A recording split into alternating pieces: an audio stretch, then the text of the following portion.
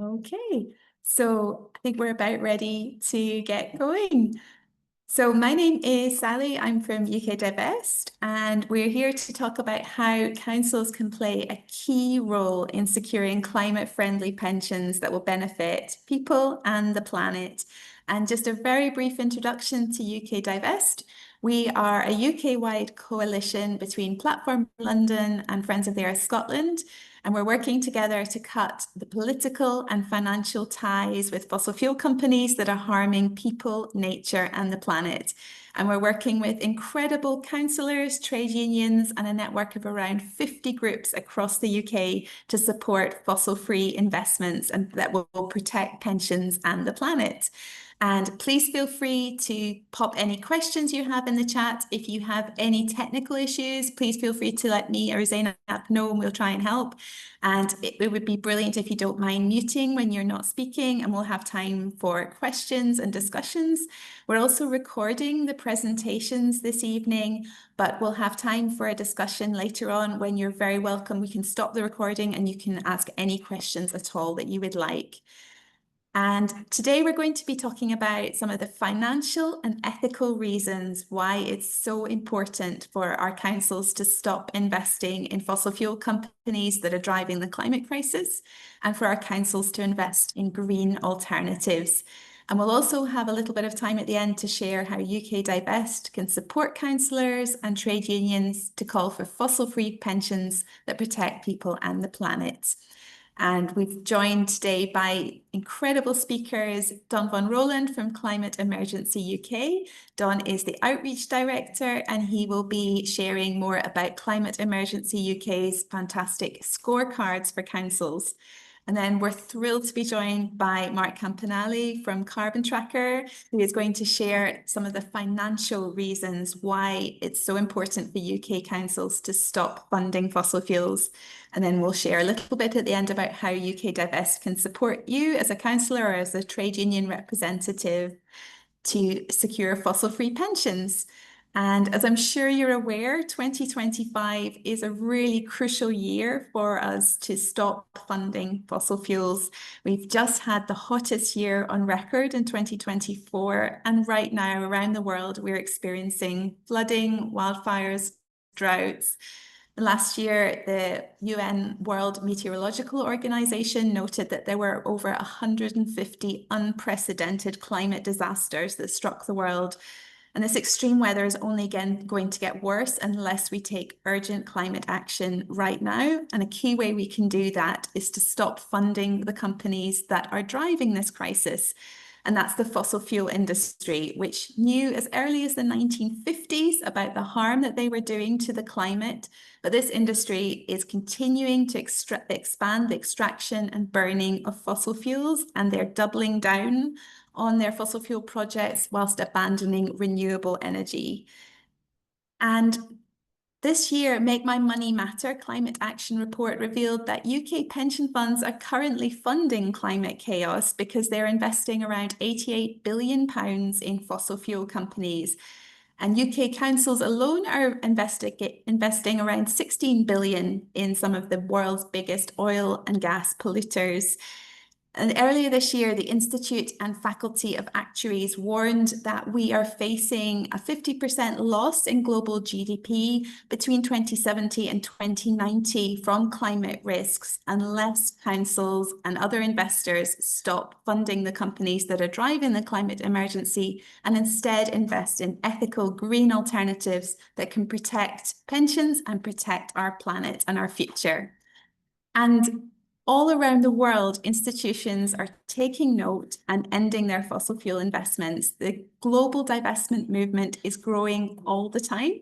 So far, over $40.76 trillion has been divested from oil and gas companies by over 1,660 institutions. And they include New York State, which has divested Ireland, which became the very first country in the world to divest in 2018. And we've had two major divestment commitments from pension funds in the Netherlands, including PFZW, which is the fund for health workers in the Netherlands. It's the 10th largest pension fund in the world. and it's divested £2.8 billion from 310 oil and gas companies, including BP, Shell, and Total Energies. And this was after a 2-year engagement process with fossil fuel companies when the chair of the board said these companies were not going to change, and the pension fund decided it was vital to divest. There's also been a huge divestment commitment from ABP, which looks after government and education workers, and it's the largest fund in the Netherlands. And it has divested £10 billion from fossil fuels last year, again, because these fossil fuel companies were not going to change their core business model. And here in the UK, there have been major divestment commitments, including 116 UK universities. Over 26 current MPs have signed the Fossil Free Parliament pledge to say they do not want to accept any funding from the fossil fuel industry. We've also had the Church of England, the Church of Scotland, the Royal Shakespeare Company, the Welsh Parliament, and Scottish Ballet have all severed their links with the fossil fuel industry. And many UK councils are also leading the way, and councils can be a key part of the climate solution, including Waltham Forest, Southwark, Islington, Lambeth, and Cardiff. They've all totally or partially divested from fossil fuels. And last year, West Yorkshire Pension Fund announced that it would not invest in any new oil and gas.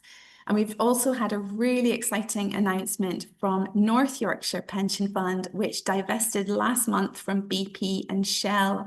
So there's so much that councils can do. They can be a really, really important part of the climate solution in protecting both pensions and our future. And to tell us more about some of the great ways that councils can take action, I'm absolutely delighted to welcome Don von Rohland from Climate Emergency UK. Don is the Outreach Director from Climate Emergency UK, which was founded in 2019.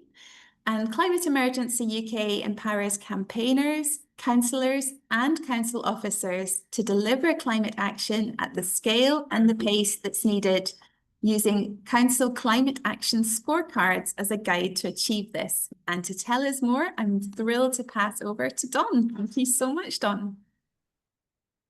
Thank you, Sally, for this lovely introduction. So nice to see so many people in this room interested in divestment. I don't often get this opportunity, so thank you so much for having me.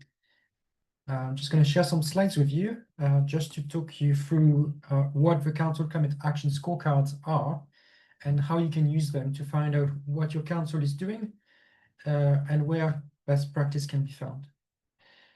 So to give you a bit of background of who Climate Emergency UK is, we exist since 2019. We were created when council started to declare a climate emergency. So our first mission was to put on a map which councils have declared a climate emergency. At the moment, it's over 80%. We then moved on to track which councils had created a plan on how they were going to act on these pledges. And we have a tool called CAPE, Climate Action Plan Explorer, which we created in partnership with My Society, which is a simple tool which allows you to find out when is the net zero target for your council and what plans they have. And then a couple of years ago, we expanded our mission to look into the actual action that councils had taken following the release of these plans. And this is what came to being the scorecards. The scorecards, it's an assessment of climate action led by every local government across the UK. There's nearly 400 local authorities in the UK.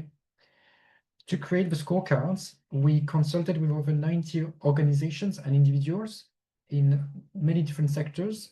We also consulted with councils themselves to find out what was possible for them to tackle the climate emergency. And we ended up defining 93 actions. 2 of these actions are specific to pension divestment. So I'm going to dive into this, but I'm also going to show you a few more actions which are relevant to this issue. To create the scorecards, we spent 18 months researching. We recruited 256 volunteers. They spent 5,000 hours researching council policies and actions. We also send a limited series of freedom of information requests for specific information which wasn't available. And in some lucky occasion where the data was already available, and this is the case for pension divestment. We relied on trusted partner like Divest, UK Divest, to provide us with this data, which features on the website. These 93 actions, they're organized across 7 sections: collaboration and engagement, which looks at how well is your council is engaging with local community, the health sector, cultural organization, businesses. Governance and finance looks at how decisions are made within your councils. Is the climate considered in their financial decisions? Is the climate recognized as being a risk to the council operation? And so on. Buildings and heating looks at how much effort your council has, how much money they've spent on decarbonizing buildings, and what are their targets for decarbonizing both private houses as well as council buildings and leisure centers. Transport looks at things like bus ridership, investment in active travel. Then we've got planning and land use, which is one of the main power of councils. They get to decide whether development get to go ahead, and in some instances that includes expanding an airport or drilling new oil from the ground. And I'm going to show you some example of this later on. Then we've got waste reduction in food, which looks at strategies to reduce waste, and recycling, to increase recycling as well, and promote sustainable food choices. And then we've got biodiversity, which looks at the state of wildlife reserves, green life park, and biodiversity net gain, amongst other things. So it's a huge wealth of information that you can access about not only your council, but every council in the UK, but have all been assessed against the same criteria. Why do we do this? We do this because currently there is not a lot of guidance from the UK government, and a lot of this data didn't exist before we created it.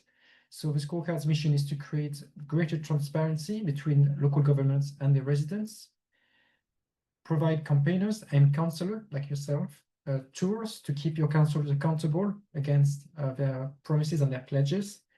And the new version of the scorecard also allows you to compare the level of actions between now and 2 years ago. So you can also now see when things have gone backwards, which gives you another leverage to push for further climate action. So really useful tool for councillor. The scorecards create a benchmark for council climate action. They show what is possible, and they also have a resource for best practice. So if every time we found evidence, we have a link that is publicly available. All this information is publicly available, and you can search best practice examples just by searching a specific question. And finally, but very importantly, the scorecards also help creating an evidence basis that there is a need for a statutory duty on climate action. Currently, there is one in Scotland, there is one in Wales, and Northern Ireland recently created one, which will come into force in October this year. Or in England, there is still no legal obligation for councils to take action and to act on a climate emergency. And we believe this is absolutely necessary for climate action to be prioritized in England. Some examples of how some people have used the scorecards in the past. This is an example from Councillor Andrew Murray from Newry, Mourne and Down District Councils in Northern Ireland. They used the scorecards to write a motion asking the Environmental Committee to recommit to net zero and highlighting which area they needed to make the most progress in. And the motion was passed. Another example is Lucy Bolton from Rover District Council, who used the scorecards to write the council's climate plan. It was 2021 and they still hadn't created a climate plan. So they used the scorecards to find best practice examples and learn from others.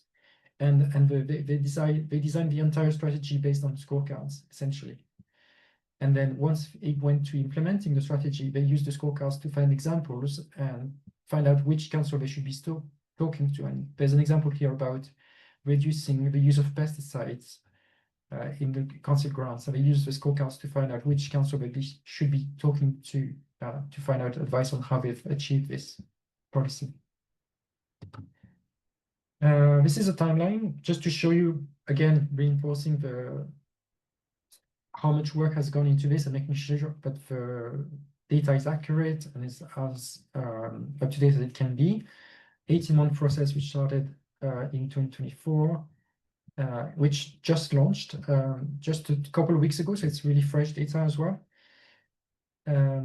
Council had the opportunity to feedback on the scores, so they had a 5 weeks period during which they could provide response and insights into their it wasn't just volunteer research, they could respond to the scores and provide additional information, which we have reviewed during the audit. When it comes to the results nationwide and countrywide, the scores have been increasing by 6%, so there has been progress. However, there's still only 62 councils that score over 50%. So that means they're not doing, most councils are not doing half what we believe they could be doing to tackle the climate emergency. 56%, however, were able to score over 80% in some sections. So it means that it is possible to take action despite the huge financial constraints that council face. These are some of the averages scores, but most interestingly is the range, which shows that again, with the same powers and the same range of influence, councils have vastly different results, with single-tier councils average varying from 13% to 71%. We've differentiated different types of councils because they don't have the same powers. So it would be unfair to compare them. So that's why you see different categories on this screen. Moving on to what's of interest today, divestment. So these questions will be found under governance and finance. So the first questions we have is, has the council passed a motion in support of divestment from all fossil fuels from the council's pension funds? And we found that 18% of single-tier councils have passed a motion to divest. But in district and county councils, it's only 5 to 8%. So it shows that it seems to be more not as common in those councils. So I'd be interested to hear your thoughts on why that might is the case. But in Northern Ireland, good news, it's over a third of councils which have divested. So that's really good news. The other ways that pension divestment can be achieved is directly through sometimes councils are led by councillor. Sometimes council action is championed by officers themselves, which is why we have a second question, which is, has the council's pension fund committed to divesting from all fossil fuel? So this comes more from the officer side, and there we found that only 3% have managed to commit to divestment in this way, and they are all single-tier councils. So that's on pension divestment, and I'll show you in a moment how to use our website to find this information for your specific council. But we also have other questions which are really closely related to this, because the powers of councils are way beyond just controlling who their pension provider is. In the same section in governance and finance, you'll also find the questions of, does your council have direct investment in airport and high carbon intensive industries? Some councils in the UK, they have stakes and they partially own all tank, for example. We found through our research. It's a very small number of councils, but it's probably worth highlighting and maybe something you want to campaign to stop. So 6% of single-tier councils had those investments and 2% of district councils, but none in Northern Ireland and county councils. So that's also found in governance and finance, and this is a negatively point scored question. In planning and land use, you'll find questions around, has your council approved plans to expand renewables? Has your council's approved plans to provide renewable heat networks to entire neighborhoods? There's also another question, which is also about fossil fuel, and it is, has the council approved a planning application for a carbon-intensive energy system to be built or expanded from 2020? So, for example, a facility that burns gas to produce electricity. And we found that 38% of single-tier council had, 18% of county councils, and again, none in Northern Ireland. So I'm going to pause here for some questions before I dive into the website. So I've not been monitoring the chat, but Sally, was there any questions for me?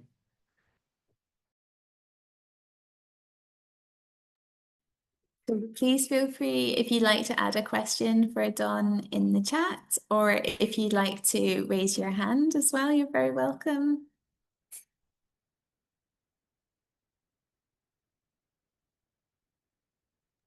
There's no questions. I'm going to carry on with the website demonstration to show you where to find this information. So you should be seeing the website just now. So this is your welcome page. You've got some background information about what the scorecards are. And then if you go down, you've got the different types of councils. So if you're a single tier, you want to select single tiers. And then you're greeted with a ranking of councils. They've been scored, and this is an average scores across 7 sections. You've got the increase, how things have changed in the last 3 years since 2023. Then you've got the different sections. So if I'm interested in finding who's doing the best in release and heating, I can again click here and then the ranking will change. We've got some filters. If you want to look at councils in Scotland, there's a button here that filters, and you've got the 32 Scottish local authorities, for example. And again, you can check how well different councils are doing, depending on which things you're interested in. You can also narrow it down by population, level of deprivation, political control.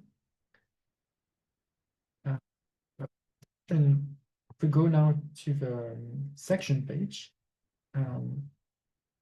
governance and finance, that's where all the questions are. And again, shows you the average scores. And then if you click on the type of council you're interested in, so I'm going to take single tier, and I go down. This is where I'll find the divestment questions. And then if I click on visit this question, so this is the same question I showed you just before. Has the council passed a motion to support divestment from fossil fuels in their pension funds? 18% got the mark. If I click on visit question, I then have a page that focuses only on this issue. And if I click on the type of councils, I then have a list of councils which have done that. So Northern Ireland, 4 Northern Irish councils have committed to divestment, and there is been an increase. There's 1 more councils, and if I click on show councils, I can see that it's Newry, Mourne, and Down district councils, the one we just talked about. And we've got the evidence here. The data comes from Divest, UK.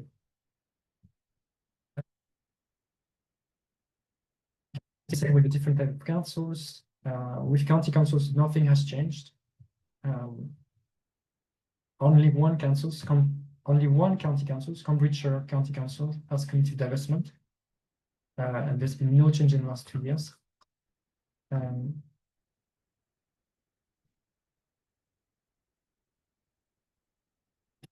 The councils went back on their commitments. They would appear in red here. So that's the case if we look at single tier councils. And again, if we click show councils, it looks like Wakefield Metropolitan District Councils was on the list of councils having passed a motion, but they lost the mark. So most likely they dropped this ambition. So again, that's really interesting. So I'm going to click now on the name of the councils, and that's going to take me to a different page.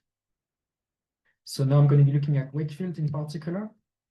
And now I can see all of their scores for all the sections.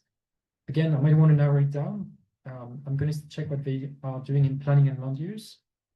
That's the other section I mentioned. I can see which things they have done, they have not done. So they got 0 point means they haven't done it yet. So this is good news. They've got 5 out of 5 for has the council approved planning permission for expanded solar and wind developments. So they have, that's a positive thing that they've done. They've supporting renewable quite actively and approving new application.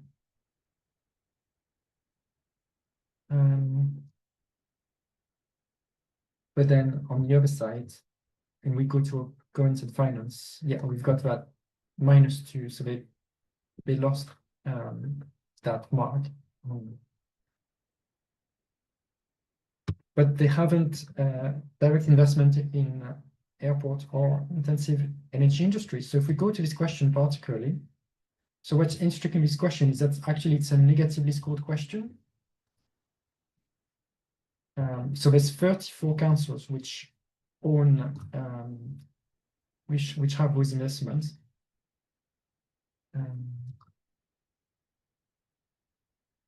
So the 0 we're not really interested in. It's the one, oops, sorry, that's a lot of data to look at. But if you wanted to see an example of this, for example, we've got Blackpool Borough Council. I can again click on the link, and then I'll see exactly why Blackpool got a negative mark here, and that's because they have invested in their airport. So again, that might be something you want to campaign on, expanding from pension divestment. There's also decisions that council make which have real life impacts. And so there's a list here of 38 councils which have done similar things. I'm going to stop again here, and ask if anyone has any questions or something they want to look at, or a question on how to use the website. We've had 2 fantastic questions so far. The first one is from Betsy Middleton. Betsy, I don't know if you'd like to unmute and ask the question directly, or if you'd like me to read it out. Yeah, happy to. Thanks so much, Don. It's such a lot of work to pull together all of that data, so helpful to have it in that format. I was just wondering, in the right to respond period that you gave to councils, did you get any responses, and what kind of were the nature of those responses, if you did get any? Thanks. Yes, so 74% of UK councils use the rate of reply, which is the same rate as last time. So which shows a really high rate of engagement. And 50 councils actually responded to all of the questions, which really shows that they really care about what comes across. We've also seen almost a dozen councils actually creating a whole web page to give answers to all the questions. So some councils were really, really prepared for the second scorecards to come around. So the reception has been very, very different. Like we also know that 1 in 3 councils actively uses the scorecards as a framework of improvement. We've seen this being mentioned in climate strategies that have come out, and they referred the scorecards as being a source of inspiration of like how they've decided what the priorities were. We've seen council meeting notes, again, referring the scorecards, saying, oh, I found out that my council is not doing this because of the scorecards. Like, what are we going to do about this? There has been a question to a full council being asked, again, referring to the scorecards. And they even have been referenced in the UK Parliament. And they will be mentioned as well in the UK Climate Change Committee's report on local government, which is coming out next month. Amazing. Thank you so much. We've had another brilliant question from Gez Kinsella. Gez, I don't know if you'd like to ask it directly. Yeah, thanks. Yeah. I'm a county councillor and a borough councillor, and both have used it. And it has proved to be a useful discussion point, and also has influenced some of the actions. But I think some of the excuses that are thrown up for not using it, I'd kind of like to kind of hear Don's perspective on that. So one of the challenges is comparing well resources, time to do it is often one that people talk about. But I suppose once you've done it once, it's easy to do it again. And then the second one is kind of comparing apples and pears. So even though you can kind of group types of councils together, so comparing county councils together, some are larger, some are rural, some have diverse populations. So the argument is you can't compare those 2 areas. And then I suppose finally is the argument I hear sometimes against this is trust. You know, that basically people input kind of what they want, and there's no verification of the data, and is what people are saying kind of correct? So how do you challenge that as well? So there's been a lot of questions here, but they're all really interesting. So the very last one on verification. So I've tried to emphasize there've been at least 3 different levels of verification. So volunteer research is only the starting point. Council feedback is the second point. We then had a team of 50 auditors who checked the responses, and we also did a final data checking steps. So most of the data has been checked over 4 times in total. So we're really quite confident in the validity of the scores. There's the appeal process, which is the final step where councils can say, I think there's been a mistake. But even then, we're seeing much less appeal than we did 2 years ago. I think the scores haven't been challenged, and certainly not the methodology. When you talk about comparison, absolutely, we do encourage, that's why those filters exist. We encourage people to compare councils and learn from councils which are the most likely to face the same challenges. And I'm really happy to show you how you would go about doing that. So for example, let's look at, let's go with Aberdeen City Council. One tool I haven't showed you yet is our comparison tool, which will automatically suggest you councils which are more likely to be comparable. So immediately, without me doing anything, it's going to suggest me to compare it again with councils which are also in Scotland and who have similar characteristic in terms of population density, wealth, and so on. So it's offering me, and it will do this for every single council. It will suggest you the most comparable councils, and also in the main scoreboards, it's the same thing. If you want to narrow it down to, okay, if you live in England and you are interested in interested in rural areas, in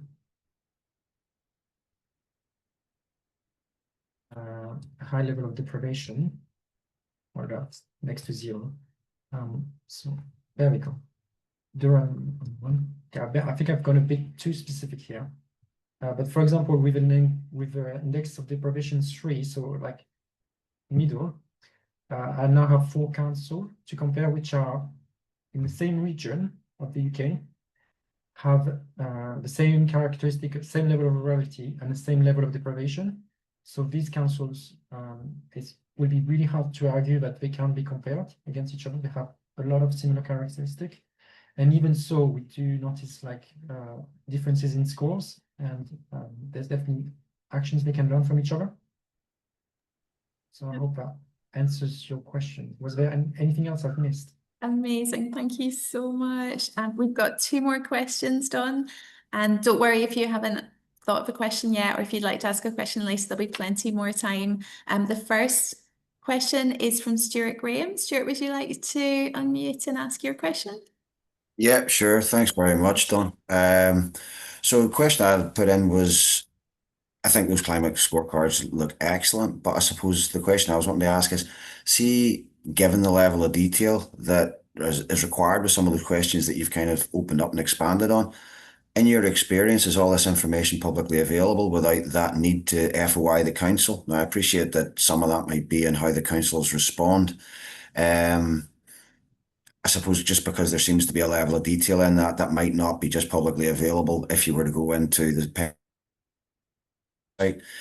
And maybe if they're planning on investments, those investment those plans for those type of investments don't tend to be something certainly that I've been able to find. I'm in Glasgow. Sorry, I'm Glasgow. Trade Union Council in Glasgow City Unison. So we've got an active campaign to try and get Strathclyde Pension Fund to start to divest both from fossil fuel and genocide complicit companies.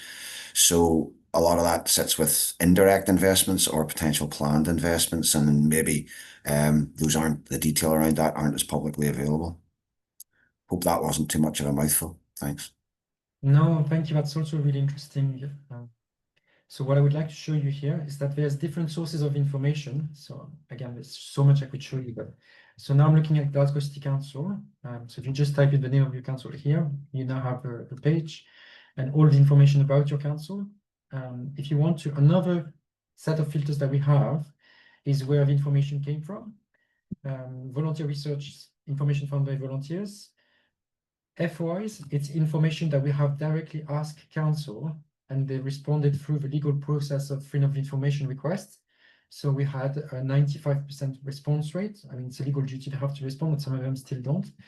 Or so then you have a much more limited amount of questions. There's 12 in total, which we act directly in this way because the information precisely wasn't publicly available, like who their energy provider is. That's also relevant to divestment.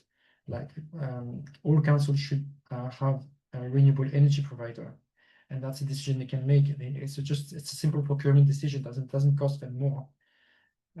And when we look at Glasgow City Council, they haven't divested yet when it comes to finding a renewable energy provider. We've also asked them how many staff do they have working on climate action, and retrofitting in particular for this question. In transport, we ask them, have they approved or expanded build new roads, or build new roads? So all these questions will be asked through FOIs. So for some sections you won't find it. For planning, it's mostly been a deep dive on the council, not necessarily the main council website, but also like all the side websites that exist where you can research council decisions. So most kind of databases are a bit too obscure that most people wouldn't go into looking into, but we have done that work of researching all of these meeting notes and decisions logged on the democracy page. Amazing. Thank you so much, Don. Brilliant question. And our final question is from Tony Caleri. Tony, would you like to ask your question? Yeah, I would. Thank you. And thanks to everyone for that. The scorecards are fantastic. Just a wee thought came into my mind. It's nice the way there'll be balance between the councils and the pension funds. And that works well, I think. But there's maybe a wee trick that I think we need to consider. Because, for example, Falkirk Pension Fund, I'm chair of the board for Falkirk Pension Fund. There are 3 local authorities there. However, I think there's another 6 or 7, what do they call them? What's the word I'm looking for? Scheduled bodies. And I think there's another 10, 12, 15, 20 admitted bodies. Now, I'm only throwing this out there because one of the bodies I can see 2. One is Police Scotland under Falkirk, yeah, which is big. One is SEPA, Scottish Environment Protection Agency, under Falkirk Pension Fund. If we could reach out to people, particularly like SEPA, who are definitely going to have something to say on the matter, I would assume, as individuals working in that environment, it may be a big thing to look at, but it's maybe worth consideration. So, thank you. Brilliant. Thank you, Don. Do you want to respond?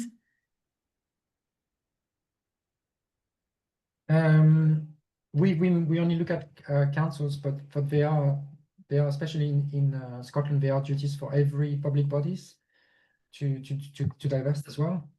I don't know if any of the other speakers maybe want to talk on that, because we solely focus on councils for this assessment, but there's obviously many other public bodies that should be held accountable, absolutely. Amazing. Oh, that was absolutely wonderful, Don. Thank you so much. And if you'd like to pop your email address or Climate Emergency UK's contact details in the chat, and please feel free to get in touch with Don and Climate Emergency UK if you think that you would be able to use the scorecards and if you would like to find out more about how to use them. Huge thanks, Don. That was wonderful. I'm now thrilled to introduce our second speaker, who is an incredible ethical finance expert, Mark Campanale. Mark is the founder of the Carbon Tracker Initiative. Mark spent 20 years in fund management at Jupiter and then Henderson, which included time managing local government pension funds. And 15 years ago, Mark set up Carbon Tracker, which is a non-profit financial think tank that focuses on the energy transition. Carbon Tracker hired ex-City of London analysts and Wall Street analysts to create a research powerhouse And this research is extensively used by asset owners and investment managers. And Carbon Tracker's work is completely philanthropically funded. And Mark serves on the advisory board of GFANS, which is the Glasgow Finance Alliance for Net Zero. And we're so lucky to be joined by Mark today. Huge thank you. Thanks very much, Sally. Now, hopefully you can see the first slide. Can you confirm? Yeah, definitely. Good. Look, so I want to step back a little bit and look at the climate issue through the lens of a trustee or a finance officer of a pension fund. Now, we also know that the local government pension schemes are being rearranged into the much bigger pools. There's a lot of politics about that, but we won't be able to deal with all of that on this particular call. But what I want to do is run through some of the economics and try to get a more macro view as to what's happening to the energy system, what's happening to fossil fuels, and I'm going to try and run through this at pace. I see no reason why we can't share this presentation afterwards, Sally. So if people want to get a copy, just get in touch with Sally and we can share it. Some of you see me present this before. I recognize some of the names on, so a lot of it is not going to be new, but some of you it is going to be new. This is a quote from one of my favorite films, The Matrix. You hear that, Mr. Anderson? That is the sound of inevitability. And it's a bit of a joke, but it's also a serious point, which is we're going through this extraordinary clean energy transition, not just in the UK, but globally, that is transforming the way we think about energy and transport. Of course, we're not going fast enough. We're not going fast enough by miles, but there's a lot of good indicators to say, look, if we go further, if we get policy right, if we shift the capital, then we can get to where we want to be. Yeah, all the Carbon Tracker stuff, hopefully a lot of it is useful. You can download it. It's aimed at finance officers, fund managers, and that's a lot of who our audiences are. Well, I don't think we need to know just how ghastly the science is looking. It's looking a lot worse than I think a lot of people thought. If we thought steady change would happen, it's clearly exponential sort of change on the climate science happening very rapidly. But on the other side of it, we've got to sort of recognize that governments, not all governments, and we take a step backwards like we've seen in North America, but there's a lot of governments wanting to get the right policies in place, whether it's a carbon price or ban of the internal combustion engine car, or even just setting net zero targets that give us hope that even with a lot of sort of negative sentiment out there, that countries are trying to put the right policies in place, and also local government. When Carbon Tracker put this together, and my writer who puts together the slides hasn't updated this, this is how many years left before we go through 1.5 degrees. Now, it says 7 years. That shows to show how old this is.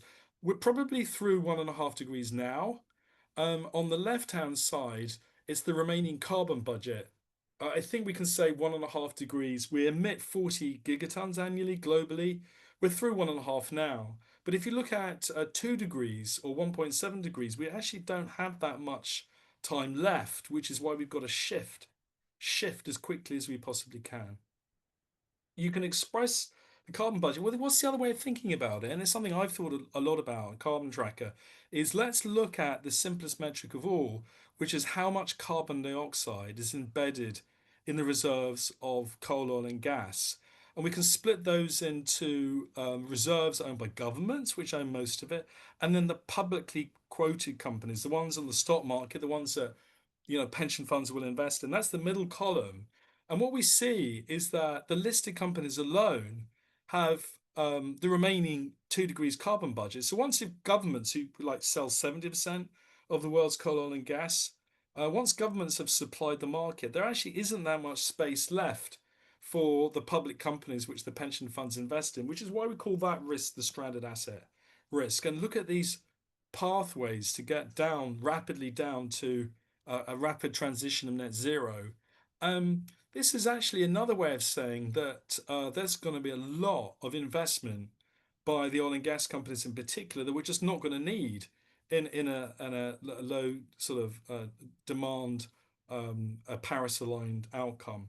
So how how can we think about this? And I don't want to get into too much of the economics, but this is how the oil and gas industry think about this. What that blue line shows you is literally tens of thousands of oil and gas projects. And getting the oil out the ground in Saudi Arabia is a lot cheaper than getting oil out the ground in the Arctic. And that's why each project, not all oil projects are the same, obviously. Some are really cheap and get it out of the ground at less than $5 a barrel. But you've got some projects out there that need oil to be $100 a barrel, $80, $90 a barrel to actually get it out of the ground. It's just, if you just think of the getting the tank, the shipping to up into the Arctic, the rigs, all the operational equipment, it's just expensive. So what we then do is intersect all those projects with a warming outcome, 2 degrees or beyond 2 degrees. And the International Energy Agency have these things called policies or scenarios.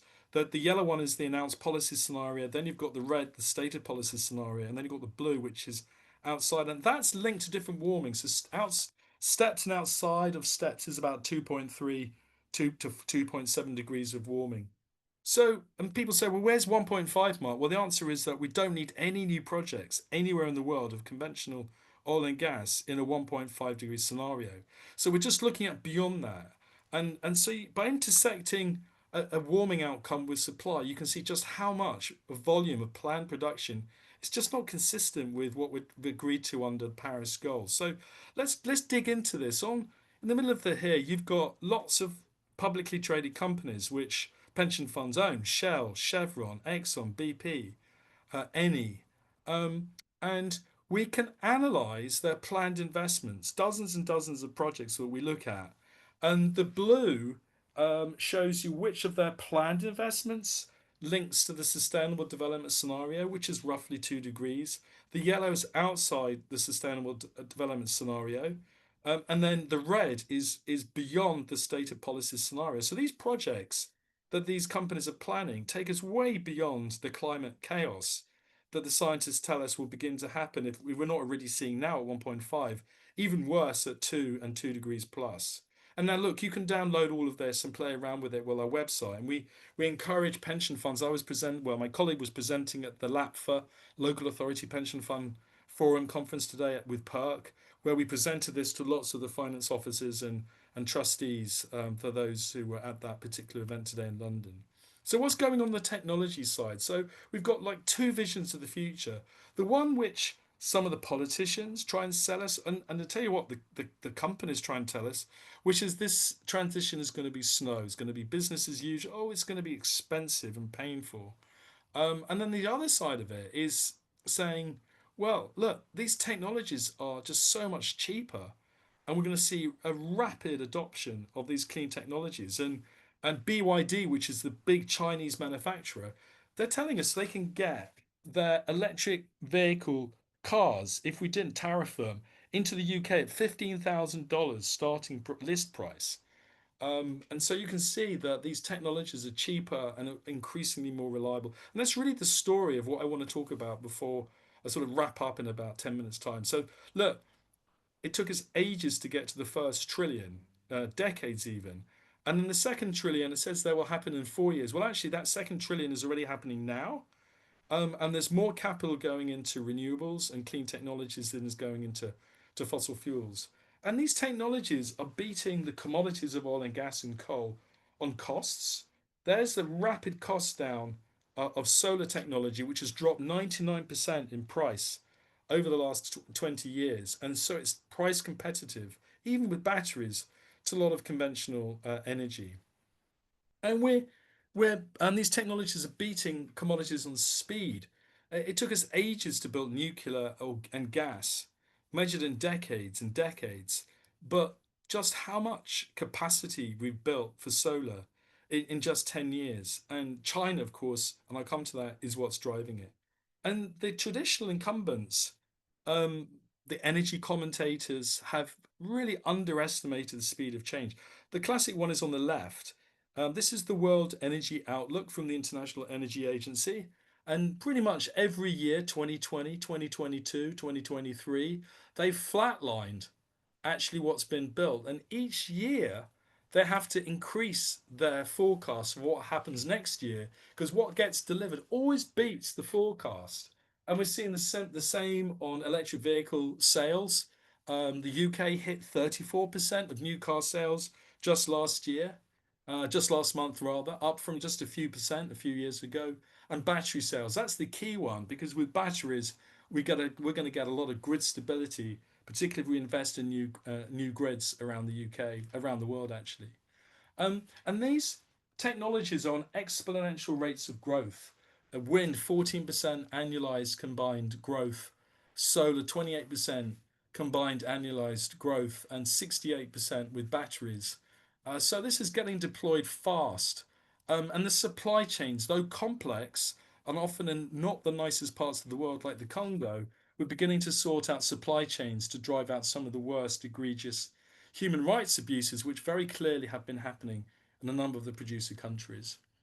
And as we electrify cars, we're beginning to electrify the rest of the system, whether it's heat pumps. We're behind on heat pumps in the UK, as we know, but it's still growing internationally.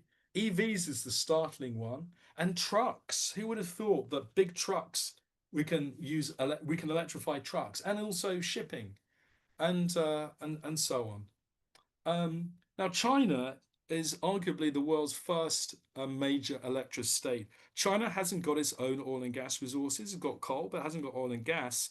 And one of their drives of energy security is just get off importing oil and gas. And so they're building their own energy system based on electrification. And really, China is driving the story for various political and financial reasons. They've dominated the patenting of clean energy technologies. They've got most of the world's battery manufacturing capacity, and renewables are just growing at extraordinary rates as they electrify. And what they're really doing is trying to dominate the export of goods, particularly to the global south, to switch or leapfrog from fossil fuels, buying in the internal combustion engine car from the US or from Europe, and going straight to EVs or electric motorbikes or other goods. And if one of you familiar with Pakistan, what's happened in Pakistan in the last year, the Chinese have sold huge amounts of solar to Pakistan, and Pakistan, which always used to get kind of energy dropouts or light dropouts, have now been backed up with lots and lots of solar. If you read well, you probably don't, but if you read the Mail or the Telegraph or the Express, you would just hear these headlines that, who wants to buy an EV? You've got range anxiety. It's all hype. It's an impossible dream. Those kinds of headlines. And yet, as I mentioned, China, the last few months, or the last year, have headed beyond 51%. Increasing their sale. A lot of this is important because those of you who have a car are probably getting a lease car where you can return your car after 3 years. One of the threats to the oil and gas sector is that people, after 3 years with a traditional car, will hand it back and get themselves an electric vehicle car on a lower monthly cost and a lower operating cost, and that we can actually be making this switch much, much faster. And the International Energy Agency reckons that we're going to be losing, out of 100 million barrels of oil sales a day, we're going to be losing about 5 million barrels of that because of electrification just within a few years. Now, we've seen these X patterns of deployment or growth throughout history, whether it's the switch from steel, from cast iron, or from sailing ships to steamships, and from horses to cars. And this kind of classic S-curve is a very, very good illustration of the general point. So with electric technology brings prosperity, because new energy technologies are generating millions of jobs and are a boost to economic growth, which is key really to supporting the transition. These clean energy jobs, whether you're in Europe or China, are helping to grow the economy. And this is on the right, you'll see, and this is from my colleagues at EMBA using International Energy Agency data, showing what a contribution that clean technology is to GDP growth, whether particularly in the European Union and elsewhere. Green jobs, clean jobs are helping to support the economy. Now look, this is a decisive economy, and if you snooze, as they say, you lose. And manufacturing capacity is being built on batteries. Clean tech goes up the steep part of the S-curves, particularly for EVs. So it's not beyond comprehension that within a few years we're going to see, under a fast scenario, very, very rapid adoption of electrification. And then fossil fuel ends of that demand drop. So look, there's flashing red lights all over the fossil fuel system. People forget, let's take internal combustion engine cars. They've dropped 20% in terms of sales in the last decade. Fossil fuel demand per capita is beginning to stabilize and drop. Oil and gas capex is the really interesting one to notice, that there's been a fall in capex by the companies. So the fossil fuel system faces trillions in stranded assets. So what is the fear really that this sector faces when the market realizes that demand is beginning to disappear? Perfect competition is arrived. These companies which are being held up because of the Ukraine war and things like what happened between Israel and Iran a few weeks ago, and the expectation that business as usual can continue. But when the market realizes that it won't continue and that there's a pivot, then they face derating, the market beginning to lose confidence in the stocks, and to begin, as many others like APG, PGGM, a few of the others are beginning to divest, to sell off the fossil fuel sector because of the fear of, well, one is obviously the climate one, but the other is a financial one, that the market won't begin to reward what they're doing. And the other thing we have to remember is that UK government also has put in place tax breaks for companies to clear up their own mess, decommission their own rigs. But it could be that the political sensitivity is such that companies themselves will have to pay for the cleanup costs of decommissioning their oil and gas rigs. Carbon Tracker estimates that there's around 30 trillion of fixed assets of the fossil fuel system globally: pipelines, oil rigs, coal-fired power stations, tankers. Half of global shipping is just shipping oil and gas. There's going to be a lot of asset write-downs along with a derating of the system. So do the oil companies believe themselves that they have a future? Now, this is data that comes from published annually by the International Energy Agency. The blue is capital expenditure of all the profits that you make, your cash flows, reinvested back into more production. The red is your dividends, and then and share buybacks, and the yellow is debt repayment. I think the companies themselves are beginning to realize the game is up, and whilst they still may have ambitious plans, they're beginning to increase share buybacks and dividends. And even with their planned new projects, companies like Shell and BP are down to the last 10 years of proven reserves, and it may be really uncertain as to whether the planned projects go ahead. And so our expectation is the fossil fuel system will decline. So I'm going to stop there. I'm really making a point that the financial community has a lot of doubt as to the viability of the fossil fuel sector, which is in itself a reason why a lot of these companies are cheap, because people are going to be selling them off, and there's no confidence that they have a viable business model for the future. And it's one of those reasons why pension funds are beginning to divest themselves of these fossil fuel assets. I'm gonna stop there.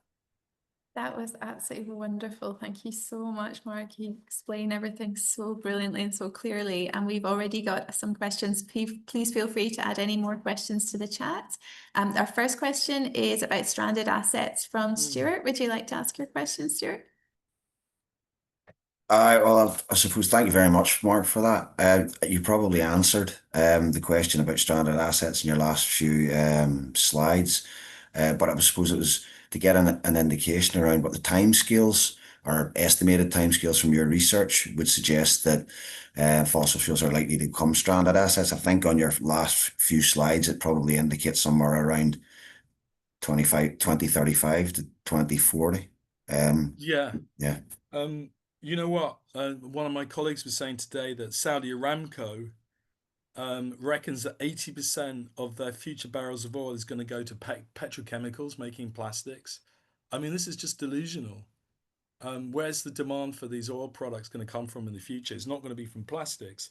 The thing about stranded assets, I want to tell the biggest risk to the sector, and it's quite interesting how the US oil companies reacted to Trump's drill baby drill.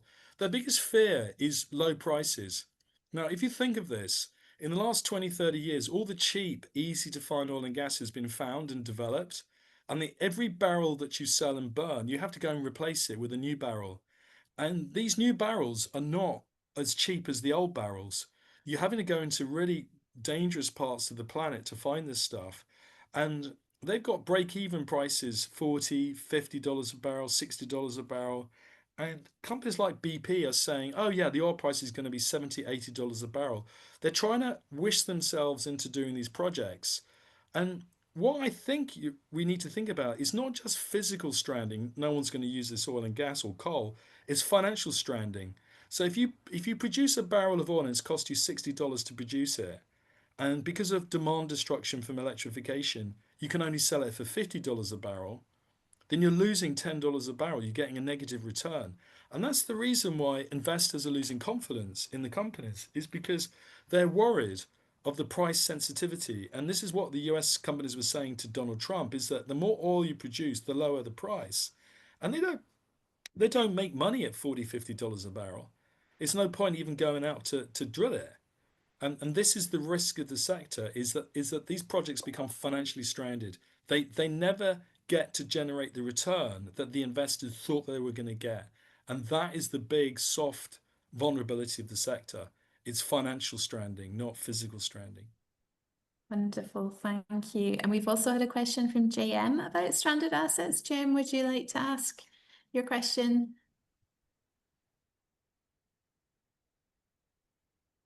Or I can also ask it, do you think speaking up loudly about stranded assets does help? And where especially do you advise, Mark?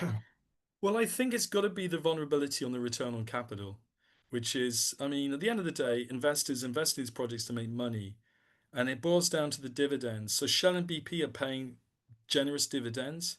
The real question is, how long can they sustain the dividends? And here's one of the things to watch. I don't know if you spot this, but they issue bonds.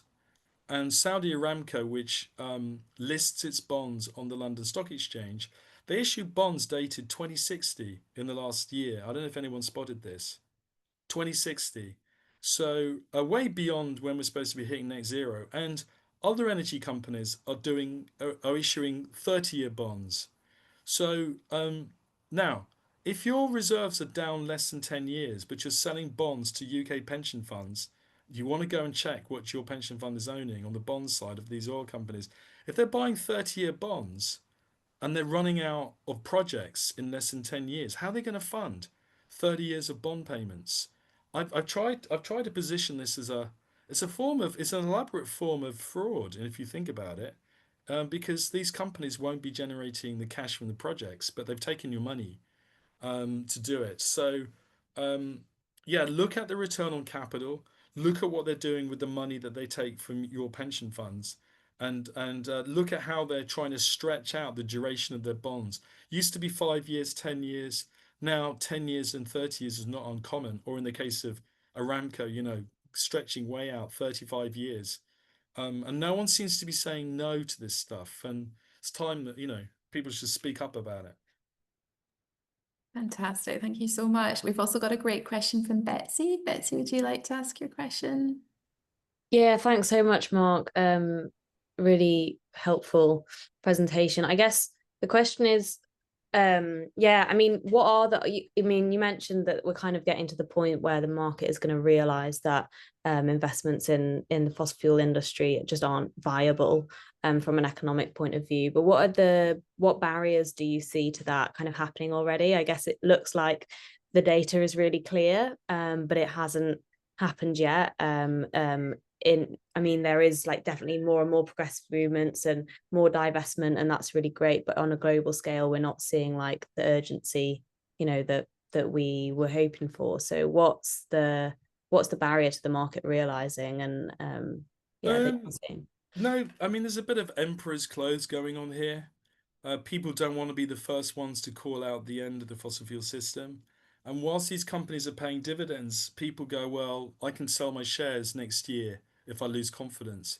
And this is what happened during the financial crisis, is everyone trying to sell at the same time. And, um, people forget this, that if everyone has, if 100 people has shares worth £1 each, if one person sells them for 90p, everybody's shares are now worth 90p. And so when a share price drops, you don't need 50% of the shareholders to drop the share price by 50%. You only need 5% of the shareholders in a company to sell its shares, and for there to be no buyers to drop the share price 10, 20, 30%.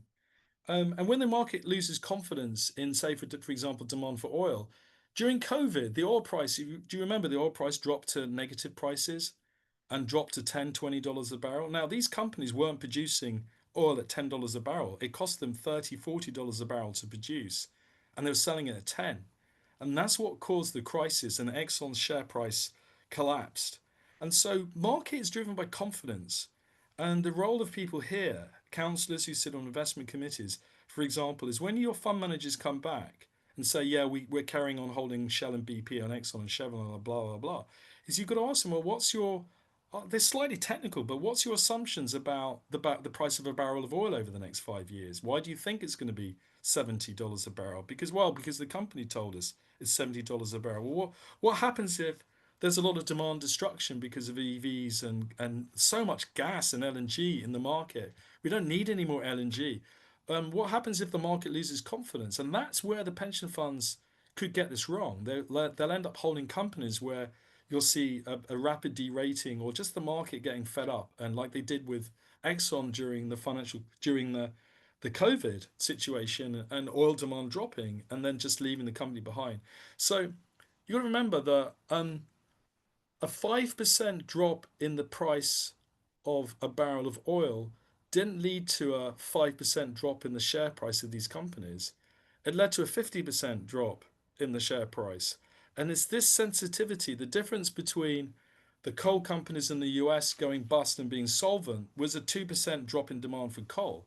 There's a lot of sensitivity between the price of a barrel of oil or a cubic meter of gas or a ton of coal and the profitability of these companies.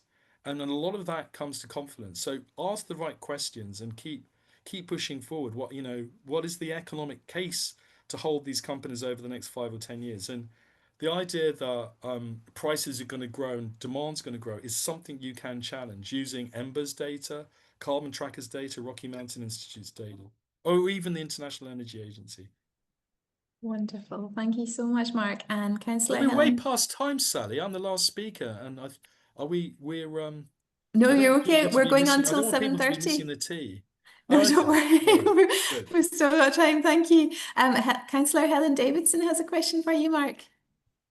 Hi, Would you like to speak, Helen? yeah. Thanks for the presentation, Mark. It sort of, you've been, as an expert in it, you've been able to very clearly sort of express it to us.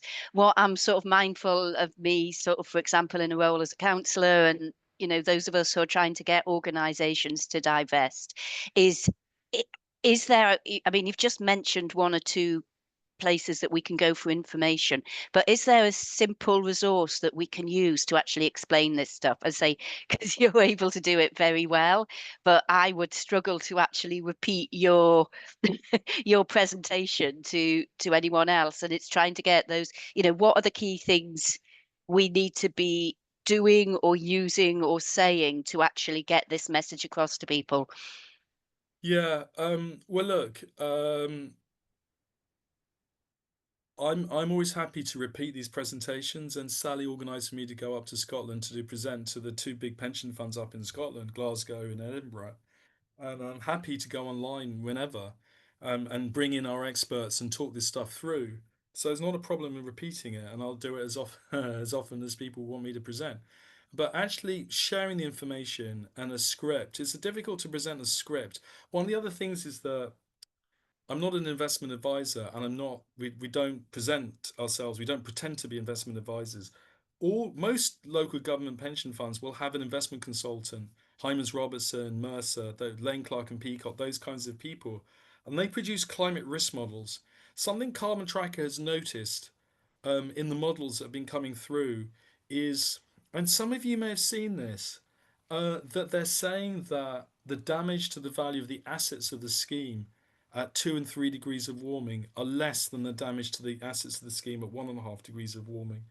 And Carbon Tracker, we wrote a report called Loading the Dice Against Pension Funds, which you can download from Carbon Tracker's website, where we go into a lot of schemes like Staffordshire and others where this advice has been coming through. Why is this advice coming through? We suspect because the investment advisors don't want the pension funds to change strategy. They don't want them to sell fossil fuels. They don't want them to move fast into renewables. They don't want them to go too fast. They don't want them to go too slow. They're very cautious. And yet what we know from the climate science is that many of these schemes, and it was mentioned earlier in the beginning, many of these schemes face huge losses if we go over 2 degrees and 3 degrees of warming. So something Carbon Tracker has done is we use freedom of information requests to every local government pension fund to ask them about how they incorporate climate risk into their actuarial assumptions and their investment advice. And much to our amazement, we've had a 70% response rate to the over 100 local government pension funds. We're now trying to raise the money to get an analyst to write up the responses, because some of the responses are really, really good. Some of them are quite poor, but most of them are really good.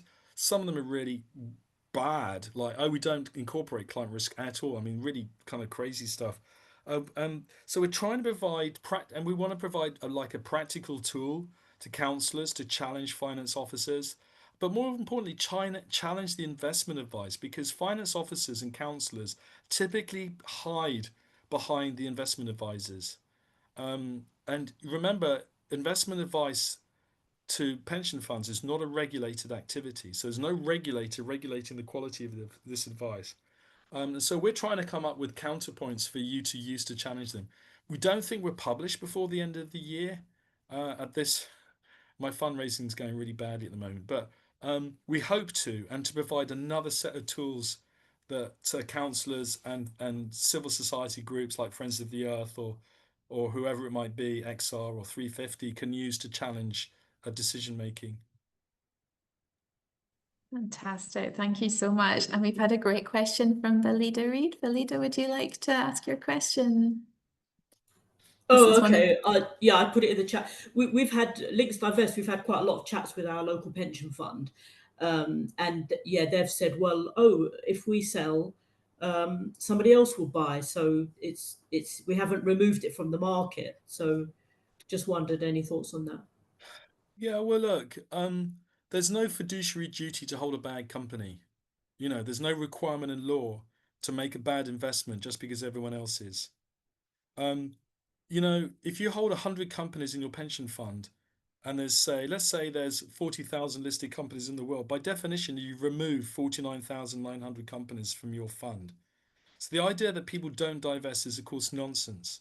If you've only got 100 companies in your fund, you've removed most of them, which is why a lot of people do track an index or have a tracker fund. What we think is that the analysts, the fund managers, are using models which are based on business as usual. No change, slow change, we don't need to worry, 3 degrees is going to be fine. And that our job is to challenge that. You see, when selling happens, yeah, you're selling to somebody else. But what happens when everyone else is trying to sell? So what happened with Lehman Brothers? Now, does anyone what happened with Lehman Brothers? It was a huge company. It was well capitalized. It was a good name. But what happened when everyone else tried to sell? Everyone tried to get out. And this is the Minsky moment that people fear, that you hold on to something thinking that because it was okay yesterday, it's going to be okay tomorrow. That only changes when everyone else suddenly realizes it's going to be toast. And this is the worrying thing about people holding on to fossil fuels, is this idea that we're going to have a rosy future for the next decade. I think based on all the climate indicators, things are going to get worse. Policymakers are probably going to have to step in and be more aggressive on things like bans on the internal combustion engine car, or like the French do, banning internal combustion engines on certain days of the week.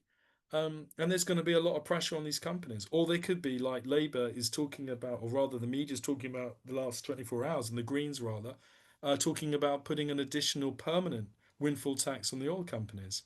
So there's a lot of headwinds that the sector faces that would create more uncertainty and more doubt. Fantastic, thank you. Are there any more questions for Mark? And please feel free, if you have a question that you would rather not be recorded, you're also very welcome. We can pause the recording. If you'd like to share your experiences of trying to persuade a pension fund. Stuart, would you like to ask a question?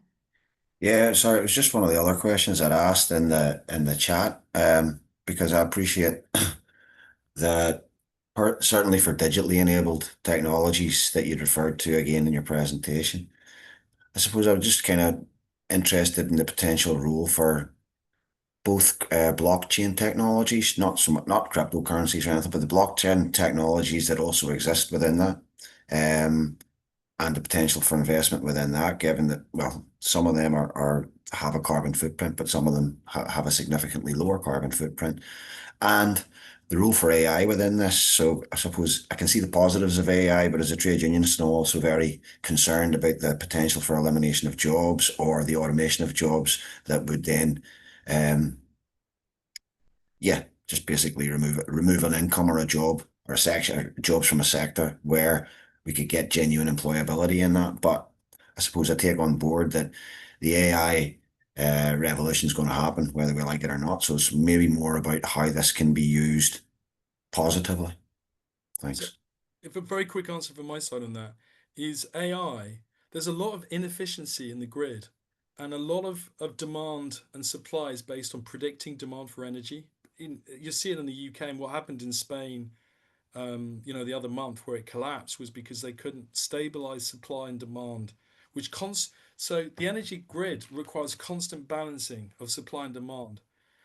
Complex, but AI can improve the efficiency of that quite dramatically, actually. And people are beginning to explore how that works. But AI as a whole, the increase in demand for energy from AI is just horrendous. And I'm just hoping at the moment that it's a bit of its own bubble. There's posters. During London Climation Week, some Americans came over and they flew in from San Francisco, and they were saying there's posters at the airport would just simply say, "Don't employ humans." Big posters promoted by AI companies. So there's a real risk of dehumanizing employment and getting rid of people, and I think we need a biocentric economy, one that puts people first along with the planet. And I worry a lot about AI, but it has to be used wisely. Brilliant, thank you. And Mark, I was wondering, one objection we sometimes hear is that it's better to engage with fossil fuel companies rather than divest, and that it's against fiduciary duty to divest. Is there a response that you would recommend? Okay, look, we get asked this a lot. When the canals were taken over by the railroads, were the shareholders and the canal companies told, let's engage with the canal companies for the next decade to make them better canal companies? No, they didn't. The shareholders of the canal companies thought, oh, blimey, we're being beaten by rail. We better sell our canal shares if anyone wants to buy them, and buy shares in railroads. This is a technological switch. How do you engage? If you've got a landline phone and mobile phones arrive, or your Blockbuster selling videos at the video shop, and Netflix arrived, are the shareholders of Blockbuster going to engage and say, become a better video company? No, they're going to go, we've just lost all our business. So when people say engage with the fossil fuel companies, you're engaging to try and defend an inferior technology that nobody will need in the next decade. So I don't see the logic of it. And then the second thing is the only logical way to engage with the fossil fuel company is to close it down. And I do think there is a case for the pension funds to pull their assets together into an activist fund that simply votes off the board and then replaces the management just to run these companies down. No new projects, no new exploration, run them down, because nobody wants the situation of a chaotic transition, but just run them down to zero. I think that's the way you engage, but I don't see anybody doing that at the moment. It's where we need some political leadership. But until somebody comes up with a viable plan to say we're going to run these companies for cash, save money, help people transition into new jobs, which has got to be vital to this discussion, central to this discussion. But whilst we've got time, that cash should be used to create better jobs in the clean energy system, but not to waste it on lunatic projects in the middle of the Amazon or the middle of the Arctic. That's the only basis for engagement. All the rest is just, semantics as far as I'm concerned. Oh, incredible. And Tim, you had a question about engagement. Do you feel that that question has been answered, or would you still like to ask for any more information about it? Tim, Greg? Yeah, I'm not got a great signal, so I might lose you in a second. But I think it probably, as I was typing it in, I thought we're getting on to engagement now, and I think, Andrew, you have probably answered that. It's basically this idea of when you engage, you have a set time scale. So I'm not sure if you could, because a lot of them prior to divesting, some of these, as you'd say, the examples you gave with the Dutch companies, they had a period of engagement before they divested. So you might want to just have a comment on that. Sally, do we meet to respond to that? Yes, please. Yeah, well, look, 3 years ago, BP faced a shareholder resolution led by local government pension funds to reduce production by 40% to get to net zero goals. But this year, they completely changed that, and they've cancelled their targets almost completely. They dropped them from 40% to 25%, and now they've cancelled them. And in fact, the CEO is planning to do a whole series of quite expensive new projects over the next decade that have a 25-year life, which is another way of BP saying we're not going to transition. So we have engaged with these companies. We have asked them to put in place net zero aligned management plans, and BP was making real progress. But then you only need, you just need something dramatic happening, a war in Russia, which is of course horrible, combined with a new president, for all the companies to see this as an excuse to dial back, and the anti-ESG movement on top of it. How quickly they changed their minds. So, and this is after institutional investor engagement, sometimes for over a decade. And I think there was the Church of England pension fund that finally said, look, we're giving up, we're selling out. There's no way to go from here. And I'm not going to disagree with that analysis. Oh, massive thank you, Mark. That was absolutely phenomenal. I'm just going to finish with some ways that UK Divest can support you if you're a councillor or a trade union rep and you would be interested in trying to take divestment forward in your council. You can find out how much your council invests in fossil fuels through our Platform London research that was done at the end of 2023. We also have a list of divestment commitments on the UK Divest website, where you can find out about all the councils and other institutions who have made commitments in the UK. And we also have a resource page where you can find out lots of resources for councillors and council staff and trade union representatives, including template divestment motions that you're very welcome to use. And please feel free to get in touch with us at ukdivest@gmail.com. if we can help in any way, and we can put you in touch with Mark, and we can put you in touch with Don, and you're very welcome. We can also send out the recording with Mark's and Don's brilliant presentations, and also any links, including the link to the fantastic Loading the Dice report. I can't recommend it enough. It's horrifying when you find out about some of the advice that pension funds are receiving, that there will be no financial impacts from 4 or 5 degrees of global warming. It's such a good report. I'd like to close just with final reflections from Don and Mark. Don, would you like to say, if there's a key thing that councillors or trade union representatives can take away, a key thing that they can do, what would you recommend? We would love for councillors to push their councils to react to the scorecards officially. So if you could ask a full question to a full council, that would be amazing. We'd love to see more councils do that, just to make sure that this assessment is being used and is going to be used to help improve the council's action as a whole. We believe that's really important, because the main risk is for the scorecards to just be used as a way to for councils to congratulate themselves on having improved, but we also want them to use it as a tool to improve. So please do, if you have the opportunity, to make sure that they are being used as a platform to improve. Thank you. Brilliant. Thank you so much. And Mark, do you have a final reflection? The easiest battleground for the finance officers and trustees to fight against you is the engagement divestment battleground, because they'll slap you down. But if you ask some questions like, why do you have confidence in the future of fossil fuels? Or why do your fund managers think oil prices will stay high when we've got all these cheaper EVs? Ask them for written responses from the fund managers as to why they have high confidence in the future prospects of these fossil fuel companies, and ask for replies to that. On what basis do they think that these are long-term investments? Because if they say, well, they're only short-term, well, they're not investing, they're speculating, they're gambling.